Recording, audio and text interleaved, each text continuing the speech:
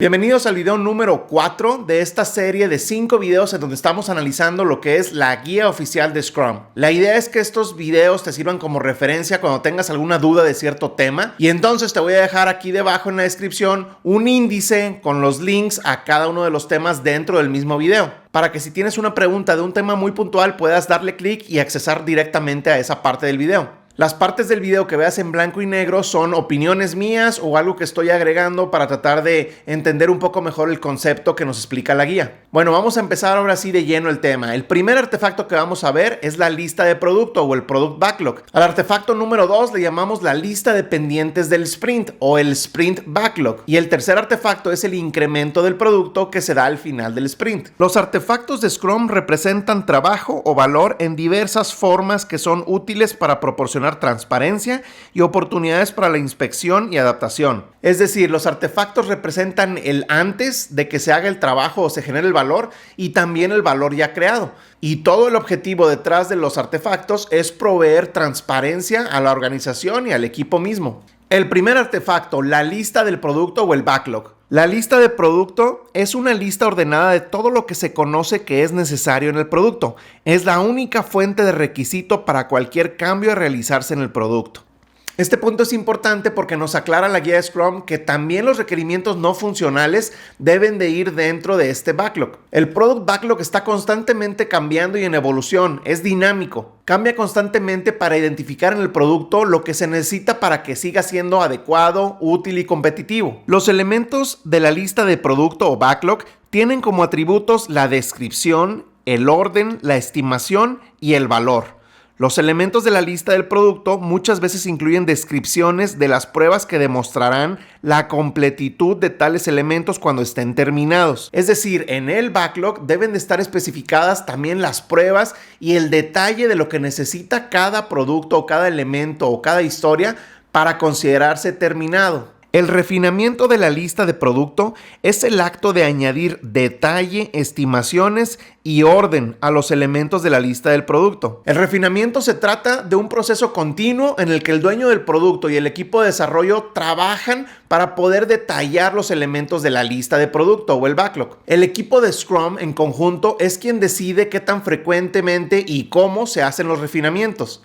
Este normalmente no debe de pasar del 10% del trabajo del equipo en cada sprint. Sin embargo, el Product Owner en cualquier momento del sprint puede entrar y modificar algunas de las historias del Product Backlog.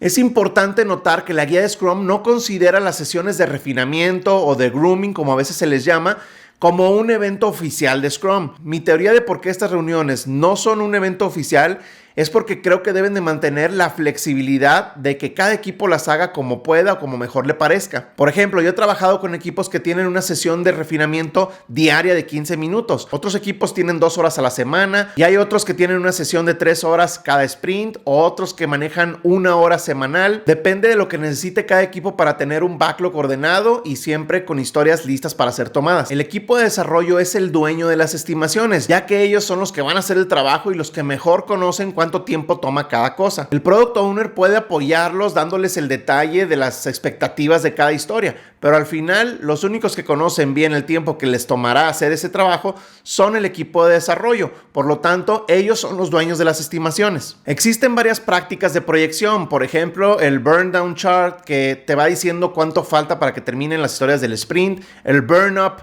que te dice cuánto es lo que ya has terminado, o el Cumulative Flow que te indica el flujo acumulado. Estas pueden ser muy útiles, sin embargo, no reemplazan el empirismo que tanto promueve Scrum. ¿Qué significa el empirismo? Bueno, pues que el futuro es desconocido y solo se puede tomar decisiones basándote en lo que ya ha ocurrido o en la experiencia. Artefacto número 2, la lista de pendientes del sprint o el Sprint Backlog. Es el conjunto de elementos de la lista de producto seleccionados para un sprint, más un plan para entregar el incremento de producto y conseguir el objetivo del sprint. El Sprint Backlog sencillamente es el plan acordado con el equipo de desarrollo para que se llegue al sprint goal o para que se produzca el incremento al final del sprint. Para asegurar la mejora continua en este sprint backlog, en teoría, siempre debería haber al menos un elemento o una tarea identificada como alta prioridad para mejorar los procesos del equipo. Normalmente esta acción es identificada en la retrospectiva del sprint anterior. La lista de pendientes del sprint es una imagen visible en tiempo real del trabajo que el equipo de desarrollo planea llevar a cabo durante el sprint y pertenece únicamente al equipo de desarrollo. Si se fijan en este punto, la guía nos indica que una vez que comienza el sprint, los poseedores o los dueños del plan o del sprint backlog es el equipo de desarrollo, contrario a lo que piensan en muchos lugares en donde creen que el product owner sigue siendo el dueño. Artefacto número 3. El incremento. El incremento es la suma de todos los elementos de la lista del producto completados durante un sprint y el valor de los incrementos de todos los sprints anteriores.